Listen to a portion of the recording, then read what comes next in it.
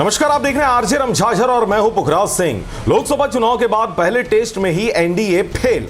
उपचुनाव के नतीजे बढ़ा रहे टेंशन। जी हां, आपको बताएं कि 7 राज्यों की 13 सीटों पर हुए उपचुनाव के नतीजे आ गए हैं। इन नतीजों ने एनडीए की टेंशन बढ़ा दी है। जहां एक और लोकसभा चुनाव में भी पार्टी बहुमत के आंकड़े से दूर रह गई थी, वहीं अब विधानसभा उपचुनाव में भी पार्टी को बड़ी हार का सामना करना पड़ा है। इस दौरान आपको बताएं कि 7 राज्यों की 13 सीटों पर नतीजे आ चुके हैं। इनमें से 2 राज्यों की 5 में से 4 सीटों पर कांग्रेस, बंगाल की 4 सीटों पर टीएमसी और पंजाब की 1 सीट पर आम आदमी पार्टी ने जीत दर्ज की है। वहीं बीजेपी को इस उपचुनाव में बड़ा झटका लगा है। पार्टी सिर्फ हिमाचल की हमीरपुर समेत 2 सीट पर ही जीत दर्ज करा पाई है। वहीं बिहार के रुपौली में जेडीयू और आरजेडी दोनों ही पार्टी को मुंह की खानी पड़ी है। यहां के निर्दलीय उम्मीदवार शंकर सिंह ने बाजी मारी है। तमिलनाडु की विक्रवंडी सीट पर डीएमके ने जीत दर्ज की है। लोकसभा चुनाव के बाद पहला लिटमस टेस्ट सामने आ चुका है। जी हां, आपको बताएं कि 7 राज्यों की 13 सीटों में बीजेपी के खाते में सिर्फ 2 सीट आई है।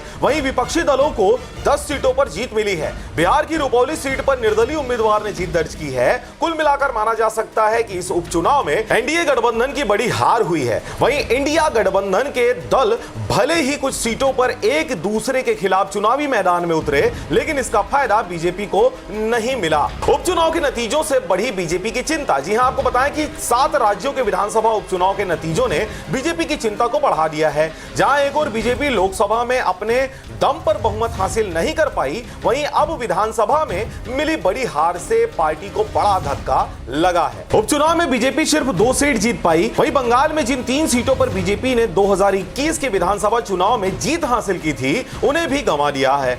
अगर बिहार की बात करें तो यहां एनडीए और इंडिया गठबंधन दोनों को हार का सामना करना पड़ा है। रुपौली में न तो सीएम नीतीश कुमार का जादू चला और ना ही 5 बार की विधायक बीमा भारती ही कुछ खास कमाल दिखा पाई। 13 सीटों पर पहले क्या थे समीकरण? जी आपको बताएं कि राज्यों की इन 13 सीटों में बंगाल की 3 सीट पर बीजेपी के पास थी, वहीं 2 सीट पर कांग्रेस और 8 पर अन्य का कब्जा था। इन सीटों पर उपचुनाव से सबसे ज्यादा फायदा कांग्रेस और टीएमसी को हुआ है। कांग्रेस ने 13 में से 8 सीटों पर उम्मीदवार उतारे थे। पार्टी ने इनमें से 5 सीटों पर जीत दर्ज की है। वहीं बंगाल में ममता दीदी का दबदबा बरकरार है। यहां उनकी पार्टी ने राज्य की 4 सीटों पर उपचुनाव जीता है। इसके अलावा पंजाब में आम आदमी पार्टी अपनी सीट बचाने में कामयाब रही है। वहीं सबसे ज्यादा चौंकाने वाला नतीजा बिहार की रुपौली से सामने आया है। इस दौरान आपको बताएं कि दल बदलुओं के लिए कड़ा संदेश भी निकलकर सामने आ रहा है। उपचुनाव में बंगाल को छोड़कर बाकी सभी राज्यों में दल बदलने वालों का बुरा हाल हुआ है।